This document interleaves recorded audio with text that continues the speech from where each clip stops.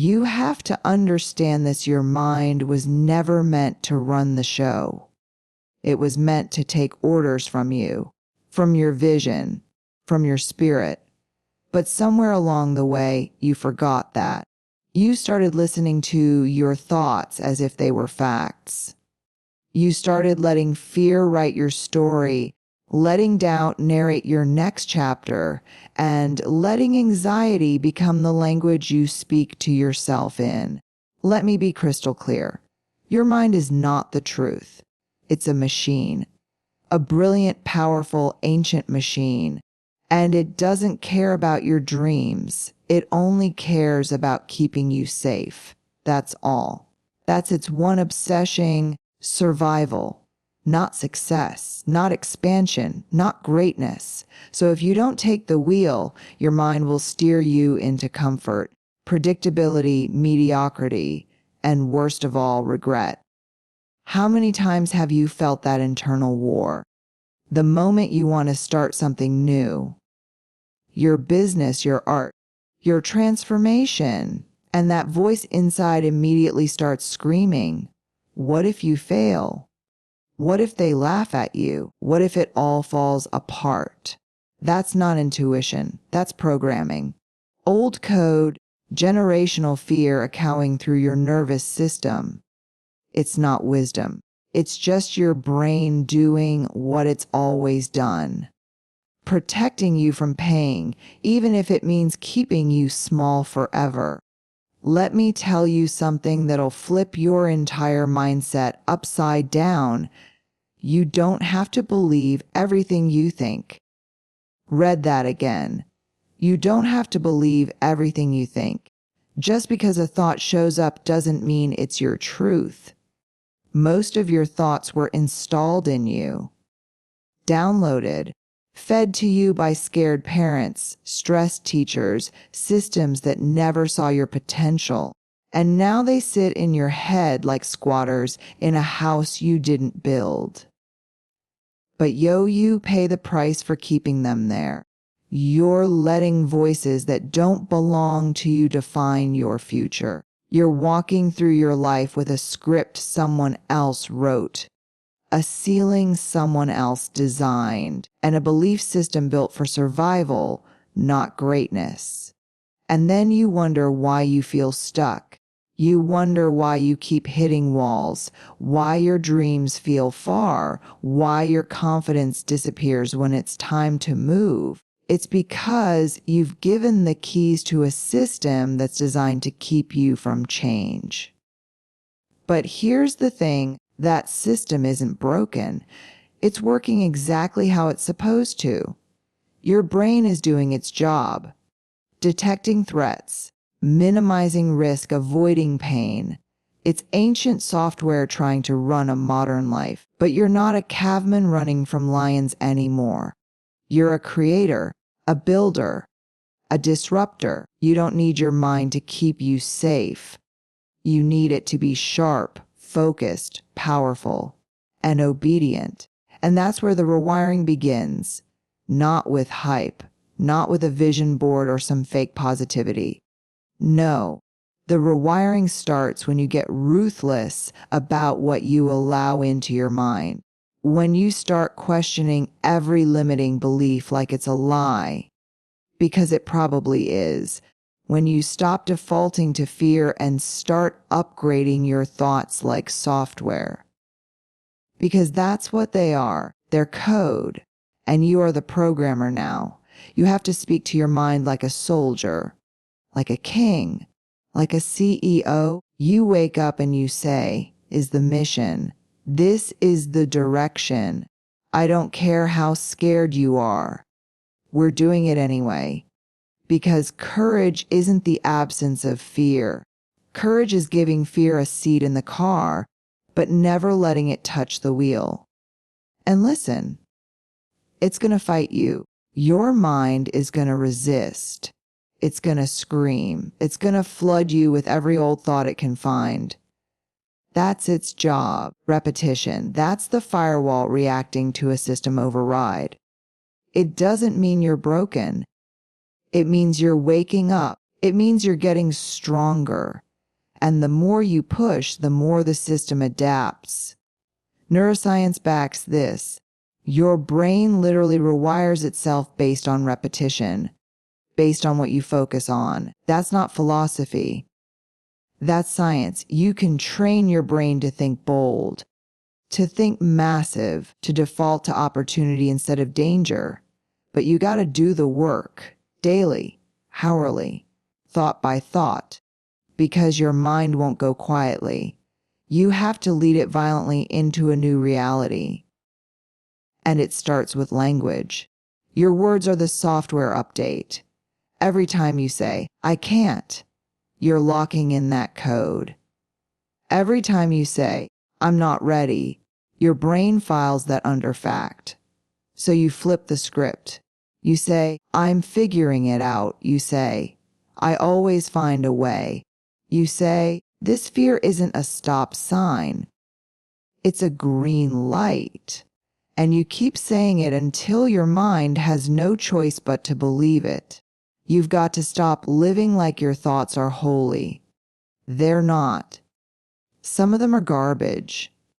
And you've known it. You've felt it. That sick feeling in your gut when you talk yourself out of your destiny.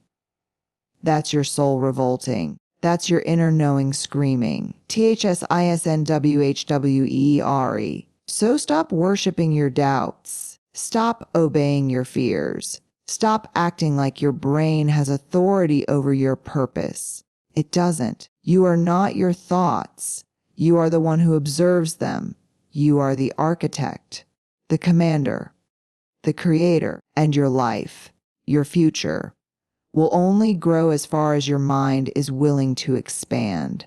So here's the truth. Every moment you hesitate, every opportunity you pass, every bold idea you bury in the graveyard of your comfort zone, it's not because you're not talented or worthy or ready. It's because you've let the wrong voice run your life. It's time to take the wheel back, not tomorrow, now. Because when your mind serves your vision, nothing is impossible. Thinking big is not some fluffy Instagram quote to make you feel good for 5 seconds. It's not a luxury reserved for billionaires, entrepreneurs, or people with some special advantage you think you don't have. No. Thinking big is a responsibility, a requirement. It's a war you declare against every lie that ever told you to shrink, to wait your turn, to tone it down so you don't make others uncomfortable. You weren't born to blend in. You were born to build, to break cycles, to leave a mark so deep it echoes after you're gone. And yet, here you are, playing small because it's safer, because it's familiar, because it lets everyone else stay comfortable around you. Stop it. You've got one life, one, and you're wasting it asking for permission to be great. You're waiting for someone to validate your worth, to confirm your dreams, to tell you it's okay to want more. You don't need a sign. You don't need applause. You need to wake the hell up and realize that your life will only grow as large as your thoughts allow it to. If your thinking is small, your world will be small. Your goals, your relationships, your income, your impact, all of it will shrink to match the size of your belief system. You cannot build a massive life while thinking like a servant to fear. Repetition, and don't tell me you're being realistic. Realistic is just a lie fear wears to sound reasonable. You weren't born to be realistic. You were born to take what didn't exist and create it anyway. But here's the catch. When you start thinking big, really big, it will make people uncomfortable. That's part of it. People will roll their eyes. They'll laugh. They'll tell you to slow down, be careful, be grateful for what you have. But let me ask you, when did gratitude become an excuse to stop growing? You can be grateful and still want more. You can love your life and still dream bigger. You can appreciate the moment and still be reaching for the next level. Thinking big isn't ego. It's ownership. It's the decision to stop waiting and start becoming. It's you looking at your life and saying, I'm not going to die full of untapped potential. It's you deciding that playing small is no longer an option. That shrinking to fit into someone else's version of comfort is no longer the goal. The world doesn't need another copy of someone else's dream. It needs your full power, your full voice, your full vision, and the only thing standing between you and that reality is the size of your thoughts. You didn't choose your programming. That's the first thing you need to accept. You didn't wake up one day and decide to be afraid of success, afraid of rejection, afraid of standing out. It's the repetition. You didn't consciously install the voice in your head that tells you you're not good enough, smart enough, talented enough. That wasn't you. That was the world talking. That was the product of survival environments, not success environments. You were born limitless, wild, fearless. And then piece by piece, the world started editing you, silencing you, conditioning you. You were raised by people who were doing the best they could, but they were operating on their own fear-based code. And whether they meant to or not, they passed that code down to you. Don't take risks. Be realistic. Stay humble. Fit in. Don't dream too big or you'll end up disappointed. That wasn't truth. That was trauma talking through generations. That was wounded people unconsciously protecting you from the pain they never healed. And guess what? You believed them. You adopted that voice. You took on that identity. And now you walk through your life dragging chains that don't even belong to you. This is where most people stay stuck forever. They live by a story they didn't write. A small, safe story filled with caution tape and warning signs. And they think it's their personality. They think, I'm just not confident. I'm just not a risk taker. I'm just not like those other people who think big. No, that's not who you are. That's who you were trained to be. That's who you became to survive. You became quiet so you wouldn't get criticized. You became agreeable so you wouldn't be rejected. You became invisible because somewhere along the way, you were taught that visibility equals danger. But here's the thing. Your programming wasn't your fault. The fear wasn't your fault.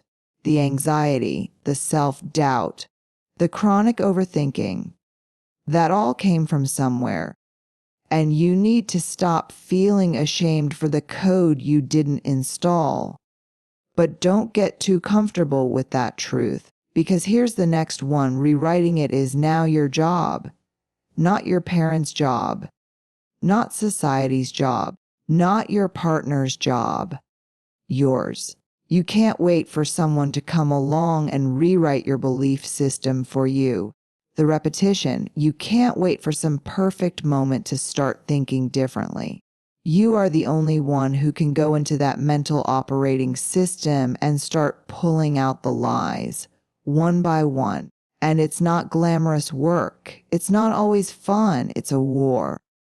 A battle in your brain. Every repetition, every day you're going to have to confront thoughts that sound like your voice, but were never really you. Thoughts that say, don't try, don't ask, don't want too much. You've got to fight those thoughts with new language, new truth, new action, and you have to do it on purpose. Most people spend more time updating their phone than updating the beliefs that run their life. That should piss you off. It should shake you awake. You're letting 10-year-old fears control your 30-year-old decisions. It's the repetition. You're letting a teacher's voice from middle school decide whether you speak up in a meeting today. You're letting a heartbreak from 5 years ago convince you that you're unlovable. Petition. You're living in the present while obeying rules written in the past by people who never saw your future. You want to change your life. You want to think big, live bold, move like a giant. Then you've got to become the editor of your own mind. Ruthless. Unapologetic. You've got to challenge everything.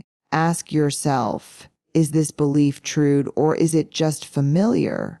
There's a massive difference. Is this fear protecting Meb or paralyzing me?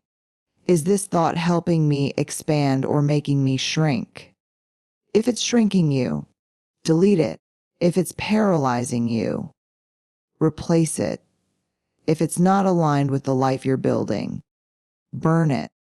But don't expect it to happen overnight. Don't expect to flip a switch and suddenly think like a winner. This isn't some quick fix. This is a practice, a discipline. You have to build new mental muscle, one rep at a time. You've got to choose the new belief, even when the old one feels louder. You've got to keep moving, even when the fear doesn't shut up. And you've got to trust that every time you challenge a thought, you weaken its grip. Do you understand how powerful that is? That every time you stand up to a lie in your head, you take back ground. Every time you call out your old programming and say, that's not me anymore, you create space for the real you to rise.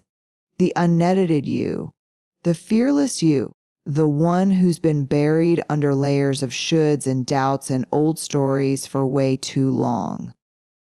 This is about freedom, mental freedom, emotional freedom, the kind of freedom that turns ordinary people into legends, not because they were born special, but because they stopped obeying thoughts that were built to keep them average.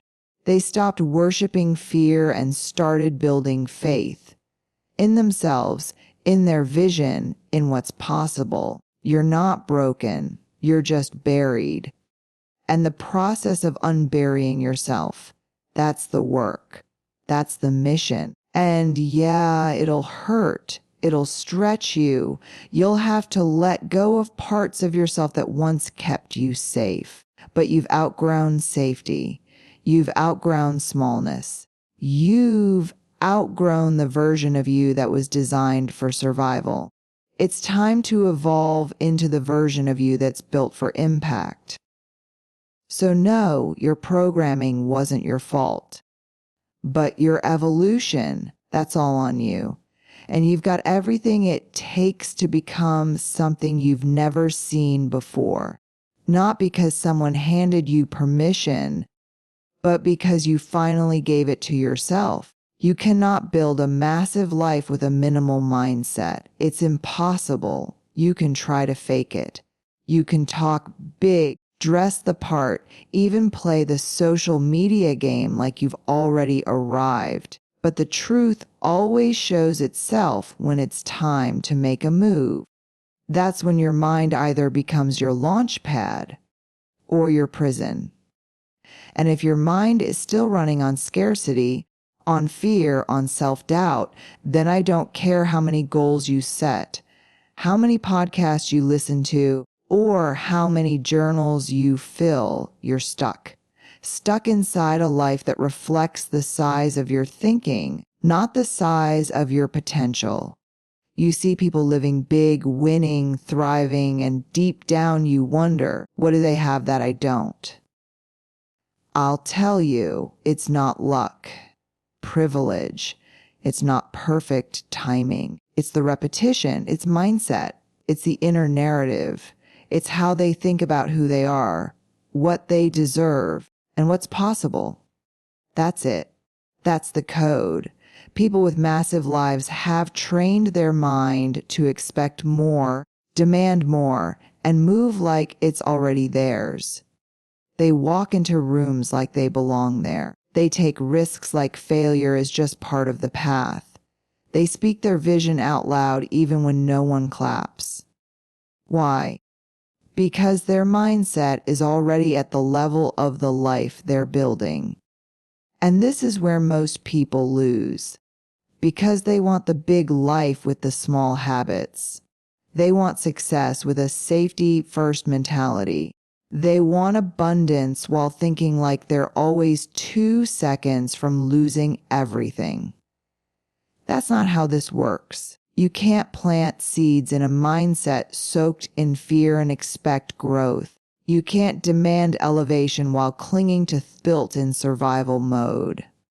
You have to stretch. You have to unlearn.